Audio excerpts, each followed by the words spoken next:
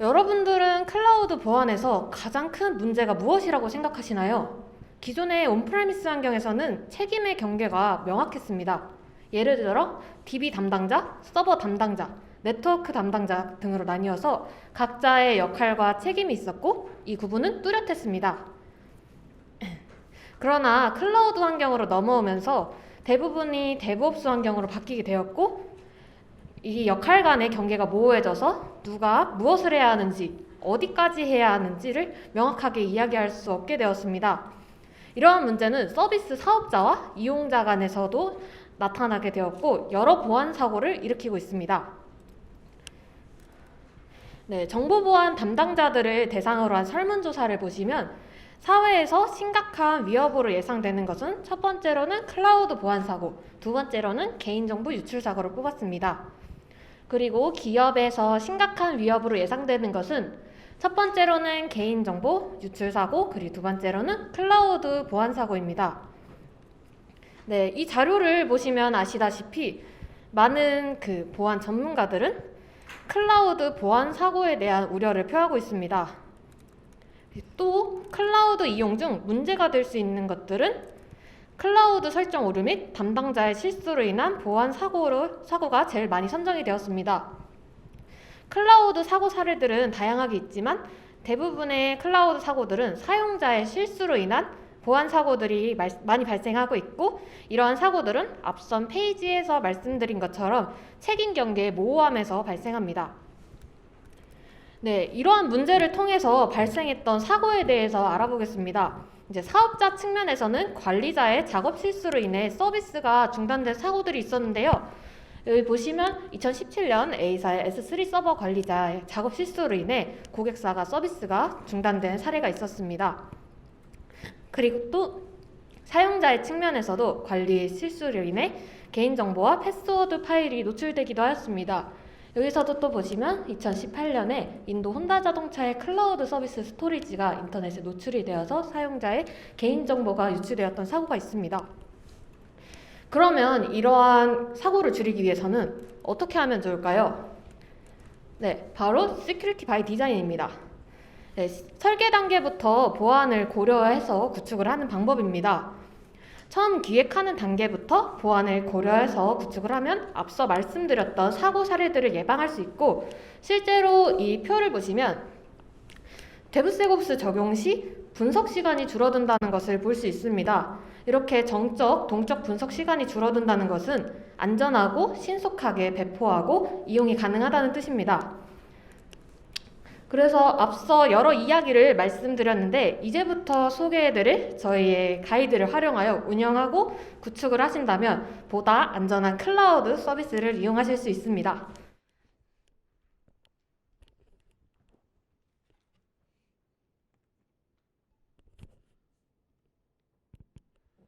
네, 저는 AWS 진단 가이드 발표를 맡은 네티스 장선호입니다.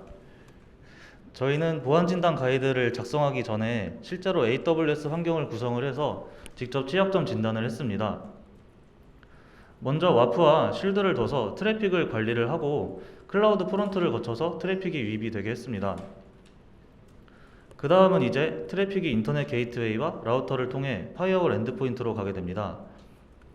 그리고 파이어월 엔드포인트에 있는 여러 가지 정책들을 통과한 트래픽들이 이제 로드 밸런서를 거쳐서 퍼블릭 서브넷에 있는 인스턴스에 접근을 하게 됩니다. 그리고 그 밑에 있는 프라이빗 서브넷은 베스천 호스트를 거쳐 접근을 하게 됩니다. 그리고 이제 옆에 보시면 클라우드 워치와 트레일 그리고 모니터링 시스템을 통해 로그를 수집할 수 있게 했습니다. 그리고 밑에 있는 IAM과 오르가니제이션 그리고 싱글 사이온을 통해 권한 설정을 하고 파이어월 매니저를 통해 보안 정책을 관리합니다. 다음은 좀 더 자세히 영역별로 AWS 구성을 보겠습니다. 네트워크 영역에서는 다들 아는 내용도 많으시겠지만 이 중에서도 베스천 호스트는 프라이빗 서브넷이 기본적으로 접근이 불가능하게 되어 있는데 접근을 하고 싶을 때 어떻게 접근을 할 수 있는지에 대한 내용이 저희 가이드에 써 있습니다. 그리고 쉴드를 사용을 해서 어떻게 디도스 공격을 막을 수 있는지 파이어월 매니저를 통해 저쪽에 있는 와프나 네트워크 파이어월의 보안 정책들을 관리할 수 있는지 가이드에 나와 있습니다. 그리고 인증 및 권한에서는 IAM과 올가니제이션이 있는데 이 중에서도 올가니제이션은 저희 조원 중 한 명이 실수로 올가니제이션을 삭제를 한 적이 있습니다. 이때 기존 내 파트너사에 있던 결제 권한이 저희한테 넘어와 버려서 좀 큰일이 날 뻔한 적이 있습니다. 그래서 이 부분을 좀 자세히 보시면 좋을 것 같습니다. 애플리케이션 영역에서는 RDS와 그리고 이 RDS들을 어떻게 효율적으로 분산을 시킬지에 대한 멀티 에이지 RDS 그리고 리드 레플리카 RDS가 있습니다. 그리고 암호화를 위한 KMS에 대한 내용도 있습니다. 로깅 및 모니터링에서는 로그 관리를 위한 클라우드 워치 그리고 트레일 그리고 각종 이벤트 처리에 대한 CM에 대한 내용을 작성을 했습니다. 그래서 저희는 이 AWS 환경을 기반으로 한 진단 가이드를 작성을 했습니다. 크게 6가지 영역으로 나눌 수 있는데 EC2에 대해서는 계정 보안과 네트워크 보안, 그리고 RDS에 대해서는 공통 영역과 옵션 정책, 그리고 로깅, 그리고 S3에서는 버킷 접근 권한이나 기본 암호화 설정을 고려해야 된다고 생각해서 저희가 이렇게 나눴습니다. 이제 저희 진단 가이드가 어떻게 작성되었는지에 대해서 설명을 해드리겠습니다. 먼저 분류는 앞서 말씀드린 6가지 영역 중에 하나입니다. 그리고 항목은 그 6가지 영역 중에서 세부적으로 어떤 것에 해당되는지 작성을 했습니다. 그리고 위험도는 저희가 봤을 때 이 항목이 보안적인 부분에서 얼마나 중요한지를 따져서 상중하로 나눴습니다. 그리고 양호와 취약 부분은 이 항목이 어떤 상태에서 보안적으로 양호한지 그리고 취약한지에 대해 작성을 했습니다. 그리고 이 양호 취약 기준에 기반을 해서 이 항목을 어떻게 점검하고 조치를 할지 작성을 했습니다. 그리고 저희가 많은 항목들이 있지만 하나만 예시를 들어서 보여드리자면 이건 EC2 공통 영역에서 계정 보안 영역의 키페어 항목입니다. 위험도는 저희가 봤을 때 중요하다고 생각을 해서 상으로 분류를 했습니다. 그리고 저희는 실제로 AWS 환경을 구축을 해서 진단을 했기 때문에 저기 오른쪽에 보시면 가이드에 나와 있는 양호 취약 기준에 의해서 진단을 하고 그리고 그것을 스크린샷을 찍어 첨부를 해서 여러분들이 만약에 현업에서 필요하실 때 바로 쉽게 보실 수 있도록 작성을 했습니다. 다음은 커님께서 도커 환경에 대한 발표를 해주시겠습니다. 안녕하세요. 컨테이너 보안 설명을 맡은 도커의 커 박세라입니다. 컨테이너와 도커, 쿠버네티스 환경에서 보안은 왜 필요할까요? 현재 도커와 쿠버네티스는 기업의 인프라 구성에 있어서 굉장히 필수적인 요소로 꼽히고 있고, 특히 쿠버네티스의 경우 데이터를 적절하게 프로그램과 원활히 배포 실행할 수 있다는 점에서 클라우드의 핵심이 되어지고 있습니다. 심지어 최근 설문조사에 따르면 쿠버네티스의 경우 전체 기업의 약 80%가 사용을 하고 있거나 도입을 준비 중이라고 합니다. 이렇게 컨테이너의 활용에 도움이 되는 도커와 쿠버네티스에게는 가장 큰 문제점으로 대두되어지는 것이 있는데요. 그것은 바로 보안입니다. 보시는 바와 같이 도커의 경우 현재 사용하고 있는 것 절반 이상에서 취약점이 드러나고 있고, 쿠버네티스 역시 대세라고는 하지만 보안적인 문제가 나타나고 있습니다. 이런 보안상의 문제들을 줄이기 위해선 먼저 컨테이너 환경에 대한 특징과 그 특징으로부터 일어나는 취약점에 대해 인지하고 있어야 합니다. 그리고 도커와 쿠버네티스에 관한 특징과 그로 인해 필요한 점검 과정을 거쳐야 합니다. 저희 가이드는 이런 내용들을 바탕으로 플랫폼을 사용할 시 필요한 내용과 점검 항목들을 상세히 다루고 있습니다. 그 내용들을 지금부터 조금씩 설명해 드리도록 하겠습니다. 아시다시피 컨테이너는 VM에 비해 쉽고 빠른 배포가 가능하고 이식성이 높다는 이유로 도커와 쿠버네티스에 기반이 되어지고 있는데요. 컨테이너 방식을 처음 도입할 때는 컨테이너 이미지 하나의 문제가 생기더라도 이제 운영 체제가 각각의 컨테이너를 분리시켜주고 있고 또 네임스페이스화 되어 있기 때문에 다른 컨테이너까지 문제가 번질 위험은 적다라는 의견도 있었지만, 그 뒤에 곧바로 컨테이너 이미지 하나에 문제가 생기면 다른 컨테이너까지 문제가 번질 수 있고, 그뿐만 아니라 OS 레벨 계층까지 취약점이 뚫릴 수 있다는 게 증명이 되면서 점차 컨테이너를 잘 활용하는 법만큼이나 컨테이너를 보호하는 법에 주목되고 있습니다. 보시는 것처럼 컨테이너 환경에는 다양한 공격 요소들이 있을 수 있습니다. 코드 취약점 부분을 보시면 컨테이너의 수명 주기는 원래 개발자가 작성한 응용 프로그램 코드로 시작을 하는데 그 코드와 그 코드에 의존하고 있는 서드 파티로 취약점이 나올 수 있고, 또 밑에 보시면 컨테이너를 실행하는 호스트 자체에 취약점이 있을 수 있습니다. 그리고 컨테이너가 다른 컨테이너와 통신하는 과정이나 외부와 통신하는 과정에서 비보안 네트워킹으로 인해 취약점이 나올 수 있습니다. 또 잘못된 이미지 설정이나 특수한 권한을 가진 루트 권한으로 실행이 되는 경우 그런 취약점을 악용자가 이용할 위험이 있습니다. 앞서서 말씀드렸던 컨테이너 보안에 대해 어느 정도 인지가 되셨다면 도커와 쿠버네티스의 사용자의 경우 그 특징에 맞는 추가적인 점검 가이드 과정이 필요합니다.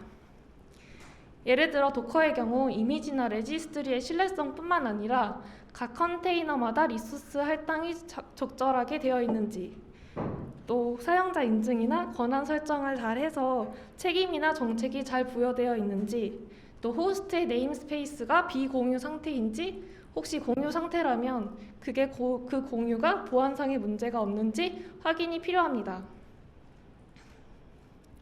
쿠버네티스의 경우 컨테이너 보안을 위해서 파드 내에서 다른 파드로 위협이 확산되지 않도록 구성과 통신이 잘 되어 있는지, 또 오케스트레이터로 컨테이너 전체를 제어 관리하는 것이기 때문에 권한 관리를 통해 무단으로 접근이 허용되고 있지는 않은지 확인이 필요합니다. 그리고 도커의 경우와 마찬가지로 호스트가 손상이 될 경우에는 굉장히 치명적일 수 있기 때문에 호스트 시스템에 위반되거나 의심스러운 활동이 없는지 확인이 필요합니다. 방금 예시로 설명을 드린 내용은 저희 가이드의 일부분을 말씀드렸는데 좀 더 자세한 내용은 쿠버님께 넘기도록 하겠습니다.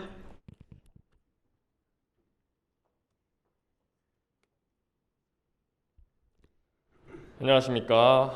오늘 드디어 마지막 발표의 마지막 발표자 도커가 아니죠. 네. 쿠버 양예솔입니다. 여기 귀여운 고래가 보이십니까? 네, 감사합니다. 이 고래가 바로 도커입니다. 도커는 리눅스 컨테이너 기술을 자동화하고 쉽고 간편하게 사용할 수 있게 해주는 오픈소스 프로젝트입니다. 특징으로는 첫째, 서버를 코드 형태로 정의하여 일관성 유지와 버전 관리가 편리하다는 것입니다. 둘째로는 도커를 사용하면 컨테이너의 모든 환경을 구축하기 때문에 모든 단계에서 동일한 환경을 사용할 수 있게 해준다는 이식성입니다. 마지막으로는 다양한 벤더의 시스템 및 오픈소스와 연계하여 사용할 수 있다는 상호 운영성입니다. 도커는 클라이언트와 데몬 그리고 레지스트리로 구성되어 있습니다. 도커 클라이언트는 도커와 도커 사용자가 상호작용을 할 수 있도록 해주는 서비스입니다. 도커 클라이언트는 둘 이상의 데몬과 통신할 수 있으며 도커 데몬의 명령을 전달하기 위한 CLI 또는 API를 제공합니다. 도커 데몬은 도커 API 요청을 수신하고 이미지, 컨테이너, 네트워크 및 볼륨과 같은 도커 객체를 관리하고 다른 데몬과 통신하여 서비스를 관리합니다. 도커 레지스트리는 도커 이미지를 저장하고 다운로드할 수 있는 환경을 제공하는 서비스입니다. 도커 레지스트리에는 하나 이상의 도커 이미지를 호스팅하는 도커 저장소가 포함되어 있습니다. 그 외에는 이미지와 저장소 그리고 컨테이너로 구성되어 있습니다. 앞선 발표자 컨님이 발표했듯 보안 가이드의 필요성을 느끼게 되어 저희는 위와 같은 고려사항으로 도커의 취약점을 진단하는 진단 가이드를 제작하게 되었습니다. 진단 가이드는 총 9가지 항목의 도커 컨피그레이션을 진단을 하였습니다. 대표적으로 호스트 OS 주요 자원 접근 제어, 인증 권한 제어, SSL, TLS 등의 항목이 포함되어 있습니다. 위의 이미지는 도커 진단 예시입니다. 양호 기준과 취약 기준의 경우를 나타내고 있습니다. 또한 취약한 부분을 점검 및 조치를 할 수 있는 방법이 나와 있습니다. 도커를 봤으니 이제 쿠버네티스를 봐야겠죠. 쿠버네티스는 사용자의 선택권과 유연성을 지켜주면서 확장과 이식이 용이한 컨테이너 관리 오픈소스 플랫폼입니다. 쿠버네티스 아키텍처는 마스터와 노드로 나뉘어지는데 마스터에는 보통 4개의 역할이 존재합니다. API 서버는 마스터의 조율자 역할을 하여 데이터와 상태를 조회하거나 변경하는 요청을 모두 받고 있습니다. 컨트롤러는 퍼드를 관리하는 역할을 합니다. 스케줄러는 CPU 또는 메모리와 같은 포드의 리소스 요구사항과 함께 클러스터의 상태를 고려하여 포드를 적절한 컴퓨팅 노드에 예약을 합니다. HD는 상태를 저장하고 조회하는 DB입니다. 노드에는 네트워크 프록시 역할을 하는 프록시와 포드를 실행하거나 중단하는 역할을 하는 큐블릿이 존재합니다. 쿠버네티스는 위와 같은 구성 시 보안 고려 사항을 바탕으로 취약점 진단 가이드를 제작하게 되었습니다. 쿠버네티스 보안 가이드에서의 영역은 마스터 노드 연례 항목으로 API 서버 인증, SSL TLS, 컨트롤러 인증, 설정 파일 권한 등이 포함되어 있습니다. 또 워커 노드는 7개의 항목으로 큐블릿 인증과 설정 파일 권한 등이 포함되어 있습니다. 마지막으로 기타 1개 보안 패치 적용의 항목으로 총 3개의 영역에서 22개의 항목으로 취약점을 진단하게 되었습니다. 진단 예시를 보시겠습니다. API 서버로 분류되고 위험도 상에 해당되는 API 서버 권한 항목을 진단했습니다. 양호의 기준은 권한 검증이 존재하는 경우, 노드 권한을 사용하는 경우, RBAC을 사용하는 경우입니다. 양호의 기준으로 충족하기 위해 오른쪽과 같이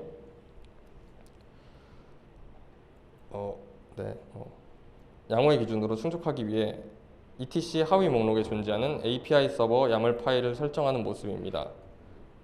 여기까지가 저희 진단 가이드의 내용이었습니다.